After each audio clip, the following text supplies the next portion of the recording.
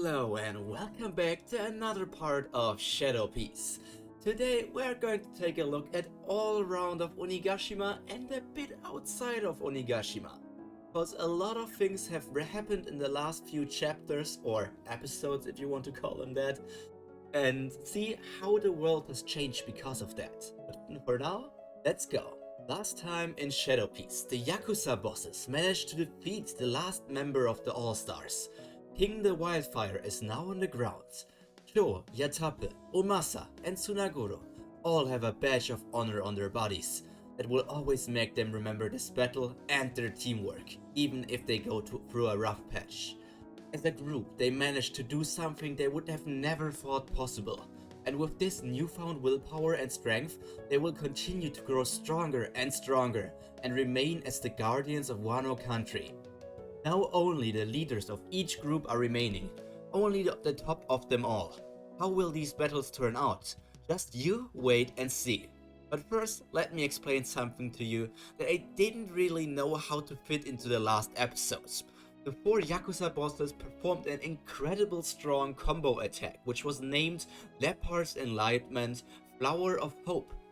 First of all, that name sounds cool, at least in my opinion. I don't know if you think the same.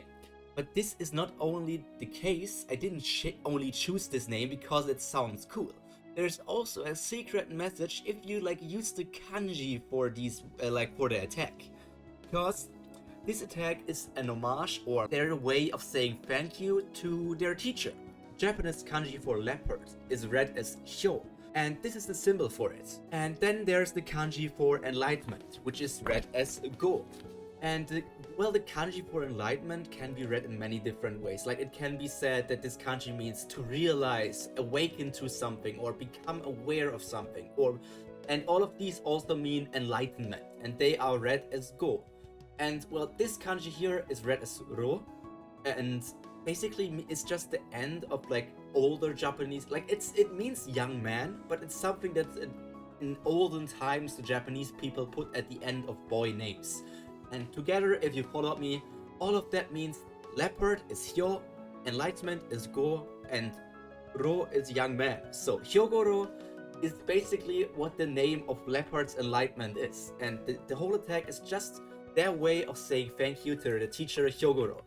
And we all know that Hyogoro also has an epithet, and that is he's named Hyogoro of the Flower. That's why the attack is called Leopard's Enlightenment, which is the Hyogo part, and the Ro, I left the Ro out because it just means young man. But then there's the Flower of Hope, which comes because Hyogoro's epithet is, Hyogoro of the Flower. And then we have Flower, and Hope is basically just meaning he gave the Yakuza bosses the hope, the strength to continue onwards when they were feeling down, and he also gave them the hope for a better day. And that is the meaning of this attack. I didn't know how to put this information in the climax of the last episode to maybe not mess with the battle, because after having an epic attack that finished the fight and then them saying we did it to Yuma and Hyogoro, I feel like it would have been bad to give such an explanation there, so I put it in here instead, in the beginning of this episode, before we get into the actual meat of today. I hope that you like attack names that actually carry deeper meanings, besides also sounding cool. But with that out of the way, let's get into today's episode. In the crawl space between the first and second floor, Flamingos Shadow Ace defends Kinemon and Kiku from random beast pirates. While both samurai want to sacrifice themselves for the other, Ace, or more specifically Doflamingo's personality, quickly shuts them up, saying something like, "Be quiet, you fools. In my eyes, you both are worth less than trash. Even less than bugs. But we don't need to run away. These people won't be able to defeat me."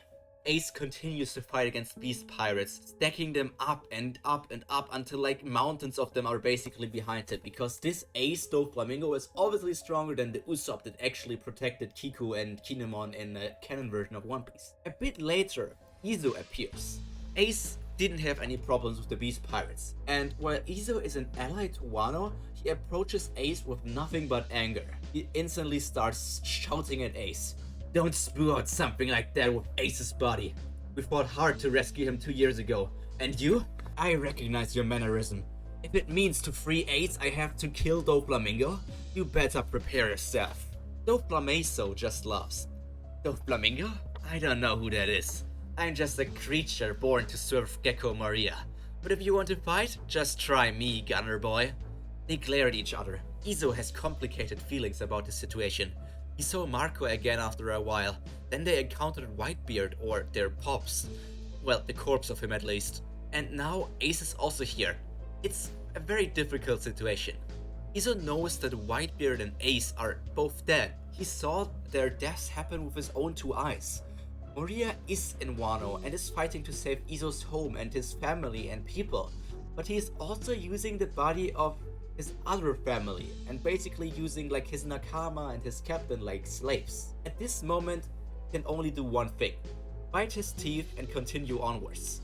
According to Marco's words, Maria promised to return the two corpses once this is all over, but it still disgusts him.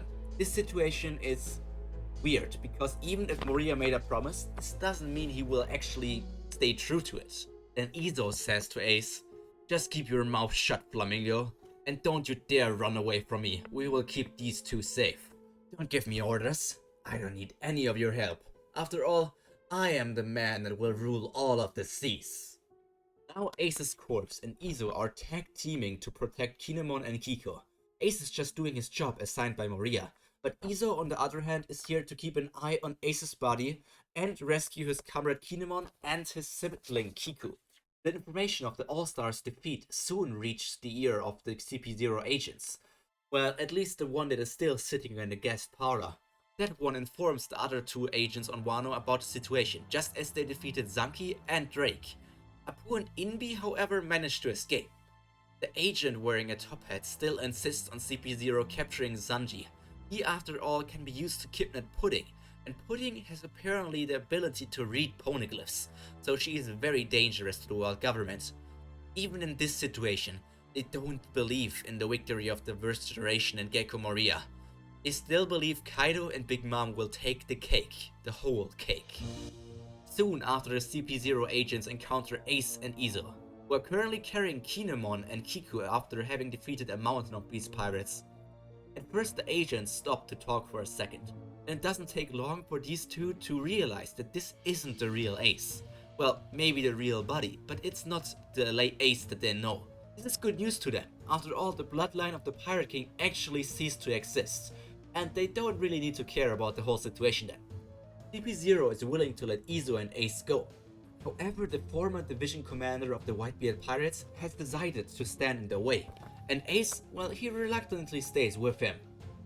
Oh god, does that mean a new battle is about to start? And this one appears to be a Shadow Piece original as well. Let's go, baby, even more Shadow Piece stuff. Praise be Odin. Today we won't see that battle, however, as we also get a look at outside of Wano. In Marijois, the five elders are talking about the chaotic reverie and the current war that is going on in Wano. They still believe, with all of the chaos going on, that they can easily kidnap Charlotte Sanji, and with a big force of like Whole Cake Island being in Wano, they can easily afterwards go to Big Mom's base of operation and capture Pudding.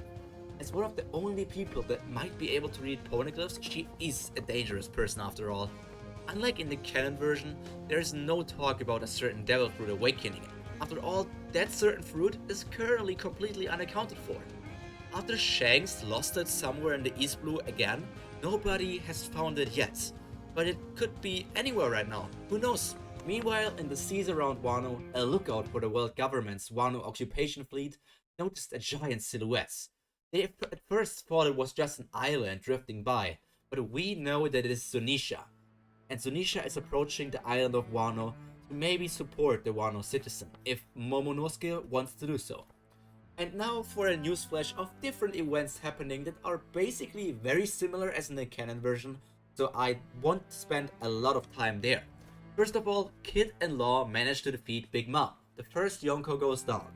But those two are now so exhausted that if Moria actually loses against Kaido, they don't have the strength to fight against the King of the Beasts. It's all up to the leader of the Alliance of Death. On the second floor, oars can be seen catching and supporting the burning ceiling before it collapses completely on some of his samurai allies. In the performance floor, we can see Hawkback taking care of the Yakuza bosses, together with the Mink medical team. Rook is still running away from the flames, freezing as many as he can while maintaining his own safety. Kumashi is just running around, picking up defeated samurai, saving them from the flames. Perona is together with Tama, Marco, Speed, the unconscious Komachio, and Hihimaru. All of them are taking shelter from any further danger, and basically Marco should be protecting them. Zeus, who is currently with Perona, is crying about Big Mom's defeat, but he gets instantly scolded by Perona because he is now her special holo pet, and not some sort of homie from Big Mom. He is now a homie of Perona. Well, the Raijin homie, the Raijin holo. On the third floor, Raizo defeats an opponent stronger than Kaido. You all know who I'm talking about. Fuku Roku Joe is finally on the ground. Raizo desperately tries to put out the flames around him when Ors finds him. Together with the ancient giant, Raizo has a plan to save Onigashima and all the people inside of it from the fire. In the second floor treasure repository, Komurashi finishes off all the connections with Kurozumi Orochi. And Yamato finished dealing with the fire spirit Kazenbo, when Omo also claims that he is not sure about opening the borders of Wano anymore, and asking Yamato if she thinks that Momonosuke is a coward because of that. And that is everything that happened today. But what happens next week? Well, you have to wait until that actually happens. For now, all that's left for me to say is I hope you enjoyed this video, and you'll stay happy, healthy, and most importantly, cultured. This has been Pirate Prima. Until the next video. Bye!